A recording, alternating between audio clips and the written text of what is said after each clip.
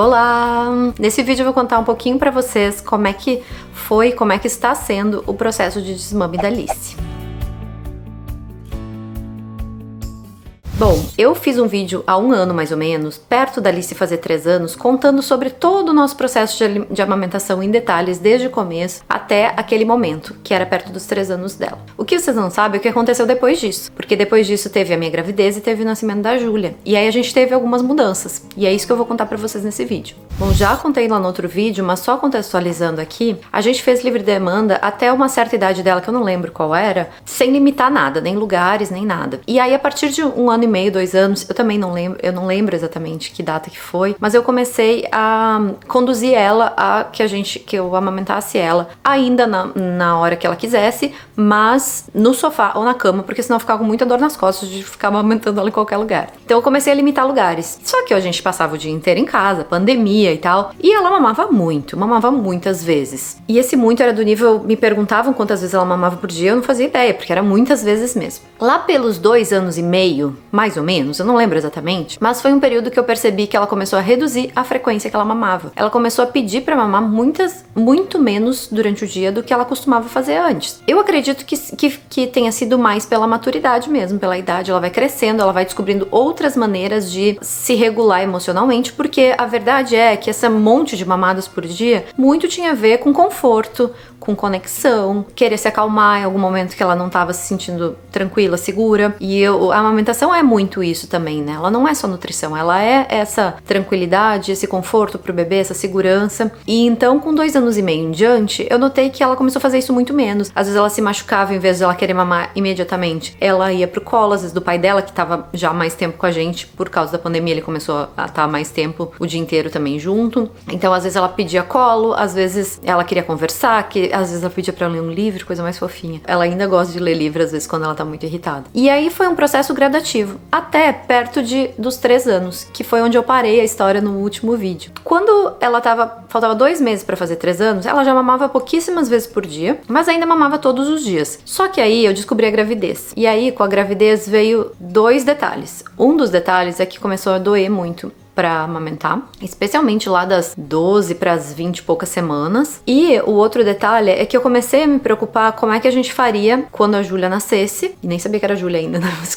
o que eu faria quando a Júlia nascesse, sendo que a Alice dependia de mim pra dormir ainda naquele momento, sabe? Ela tinha 2 anos e 10 meses e ela dormia mamando todos os dias, tanto na soneca como no sono noturno. E aí essa foi a principal preocupação, assim, de que a gente precisava fazer essa migração pra ela não depender de mim, ela se tornar mais independente. E ela já demonstrava sinais de que ela tinha condições de fazer isso. Coincidentemente, foi um período que ela estava migrando de uma soneca na tarde para não fazer mais sonecas. Ela fazia soneca e acabava indo dormir muito tarde, então a gente começou a tentar fazer esse processo de migração das sonecas. Eu falei um pouquinho sobre o sono dela num vídeo que eu fiz sobre o sono na mesmo período eu fiz ali. Eu acho que eu não atualizei depois, mas ele tá bem atualizado porque ela não mudou muito. Depois que ela migrou, passou a dormir sem mamar, ela continuou, não tivemos muitas atualizações, digamos assim, ela continua dormindo, tem uma leitura antes de dormir, desliga a luz, dorme e continua assim desde então. Mas então, o que a gente fez? Nesse período aí que a gente estava fazendo essa migração de soneca, ela não estava mais fazendo a soneca durante o dia, então ela ficava bem cansada à noite. E aí, se bem cansada à noite, a gente começou a migrar, ao invés de eu ir lá e dar mamar pra ela e ela pegar no sono, o Schiller começou a fazer ela dormir. E aí, quando o Schiller fazia ela dormir, ela capotava mais fácil porque ela estava muito cansada, porque ela estava nesse processo de migração de soneca e ela não aguentava muito bem até o final do dia porque ela tinha esse hábito de fazer a soneca todo dia. Então foi uma migração meio que de sono e de amamentação ao mesmo tempo. Coincidiu ali com o período que a gente estava fazendo essa transição e aí nas primeiras semanas, mas especialmente logo nos primeiros dias, ela relutava. Ela sempre foi uma bebê que relutava em dormir, ela nunca queria dormir. Então ela deitava, sentava ali pra ler e ela não podia perceber que ela tava pegando no sono. Se ela percebesse que ela tava pegando no sono, ela tentava ficar acordada de novo e o Schiller ficava ali lendo com ela até ela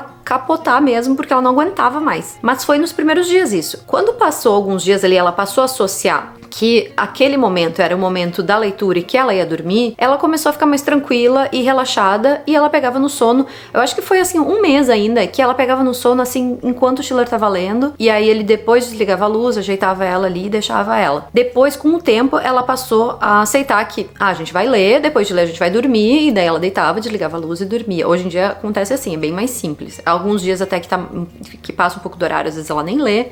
Imensa maioria dos dias ela lê. Ainda tem uma negociação, porque ela sempre quer ler muito e a gente tem que ficar negociando que tem que ler pouco. Tô falando um pouquinho de sono, porque teve a ver ali com o processo de desmame, que foi muito importante ela ter dissociado essa amamentação da dormida do sono noturno dela. E como antes ela fazia soneca, ela andava mamando na hora da soneca e na hora do sono noturno. Quando a gente dissociou isso, ela não tinha mais soneca e ela dormia com o pai, ela passou a não lembrar muito que ela tinha a opção de mamar. Ainda assim, ela pedia pra mamar. Às vezes, quando ela se irritava ali à noite, que ela não tava conseguindo pegar no sono tão fácil, ficava ali um pouquinho estressada, ela me pediu. Uma outra vez eu fui lá dar mamar pra ela na hora que ela foi dormir, porque ela tava realmente chorando, assim, o Schiller não tava conseguindo dar conta, mas a partir daqueles momentos passou a ser, mamava uma vez por dia, assim, em algum momento que ela se sentia meio cansadinha, meio irritadinha no dia, ela mamava, aí daqui a pouco começou a ser uma vez a cada 2 dias, e eu tava feliz da vida de que ela tava reduzindo, porque tava muito dolorido pra mim nesse período. Quando ela tava com 2 anos e 10 meses, que foi esse período de mudança de soneca, foi quando eu engravidei, então assim, quando ela tava fazendo 3 anos, eu tava com 2 meses de gravidez, e foi bem o período assim que ela começou a mamar muito menos. Foi bem no período que ela começou a espaçar mais essas mamadas. E aí, como ela tava mamando uma vez por dia, a cada 2 dias, eu não me incomodei de orientar ela pra parar de mamar porque tava doendo. Então eu nem falei sobre isso com ela, deixei ela continuar mamando quando ela queria. Claro, se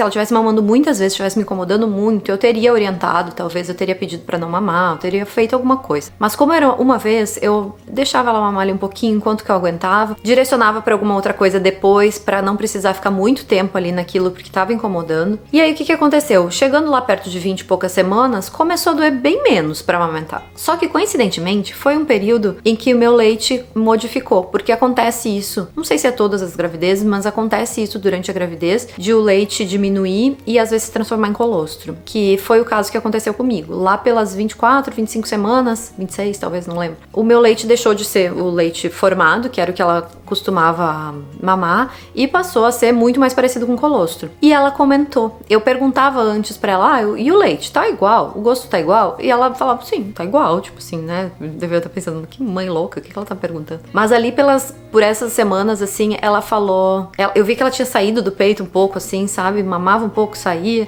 e eu perguntei como é que tava, se tava gostoso, o gosto tava diferente, ela falou, tá diferente. Mas tá gostoso? Ela falou, sim. E qual tu prefere dela? O leite, tipo o outro, né, no caso, né? E aí, depois que o meu leite se transformou em colostro, eu percebi que ela reduziu muito o ritmo de mamadas. E daí foi de uma vez a cada 2 dias pra a cada 3, a cada 4, uma vez por semana. Aí dava dela mamar 2 dias seguidos, mas ficar 10 dias sem mamar. E foi indo. Isso foi até meus 7, 8 meses de gravidez. Por aí, ela já tava mamando uma vez por semana, a cada 2 semanas. Então ela já não lembrava mais que tinha essa opção, sabe, no dia a dia. Ela tava fazendo as atividades dela, brincando, mesmo quando ela se machucava. Ela pedia colo, ela pedia ela procurava outras maneiras de se acalmar e acabava não associando mais com isso. Mas toda vez que ela pedia pra mamar, eu deixava ela mamar. Então não teve, assim, uma orientação minha com relação a isso. Foi tudo guiado com ela, assim, tudo no ritmo dela. E aí o que aconteceu? Lá por outubro, metade de outubro, que faltava um mês ainda pro nascimento da Júlia, eu notei que ela quase não pedia mais pra mamar.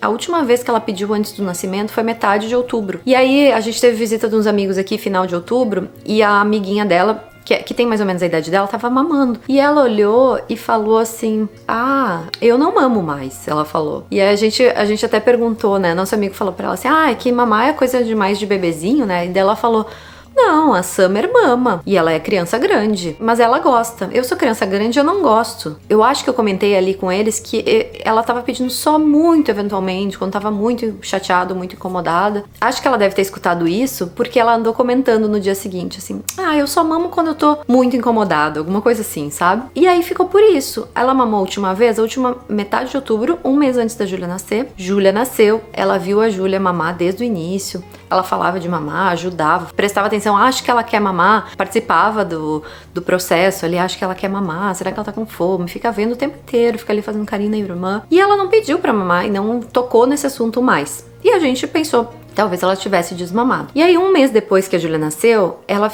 teve algum momento de estresse, ou de choro, ou se machucou, não lembro exatamente o que foi. Só sei que ela pediu pra mamar. E eu não tava com a Júlia no colo na hora, nem nada, e daí eu falei, não, tudo bem. Peguei ela no colo e deixei ela mamar. Mas ela não conseguia já, desde metade do ano, ela não conseguia mais sugar direito. Dava pra ver que ela não sabia mais o que fazer ali com os seios. Eu percebia que ela botava a boca ali e ela não fazia a sucção de amamentação, sabe? Ela só ficava com a boca ali, um pouquinho. E aí isso aí durou, sei lá, 2 minutos, na metade de dezembro, né, um mês depois da Júlia nascer, e também depois não pediu mais. E aí eu fico nessa dúvida se ela mamou ou desmamou, porque a qualquer momento ela pode pedir pra mamar de novo. E aí aconteceu agora, metade de fevereiro, a Júlia com 3 meses, ela tava muito chateada, eu fui ajudar ela a tomar banho, ela tava enrolando lá, começou a chorar, o Schiller falou, vai lá tu conversar com ela pra ver se ela fica mais tranquila. Eu acalmei ela, dei abraço, coisa assim, e daí ela tava ainda meio chorando, falou assim, eu quero mamar. E daí eu pensei, é?